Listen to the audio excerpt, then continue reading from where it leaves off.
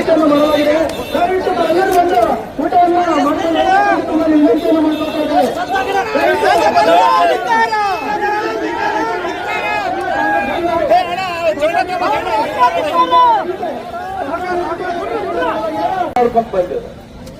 ಬಿಜೆಪಿಯವರಿಗೆ ಇವತ್ತು ಮೂಗುಬಾಯಿ ಆಗ್ತಿರುವಂತದ್ದು ಇವತ್ತು 136 MLA ಸ್ಥಾನಗಳು ನಮಗೊಂದು ಗ್ಯಾರಂಟಿಗಳು ಇವರು ಕೊಡೋದಿಲ್ಲ, ಬರೀ ಸುಳ್ಳು ಜನರಿಗೆ ದಾರಿ ತಪ್ಪಿಸ್ತಕ್ಕಂಥ ಕೆಲಸ ಮಾಡಿದ್ರು.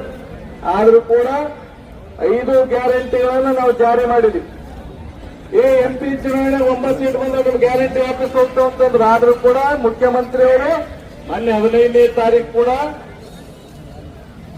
ಫ್ಲಾಗ್ ಹಾಸ್ಟ್ ಮಾಡ್ತಕ್ಕಂಥ ಸಂದರ್ಭದಲ್ಲಿ ಯಾವುದೇ ಗ್ಯಾರಂಟಿಗಳನ್ನು ನಾವು ಕ್ಯಾನ್ಸಲ್ ಮಾಡೋದಂತೇಳಿ ಸೀದಾ 60,000 ಕೋಟಿ ರೂಪಾಯಿ ಪ್ರತಿ ವರ್ಷ ಕರ್ನಾಟಕ ರಾಜ್ಯದಲ್ಲಿರ್ತಕ್ಕಂಥ ಬಡ ಕುಟುಂಬಗಳಿಗೆ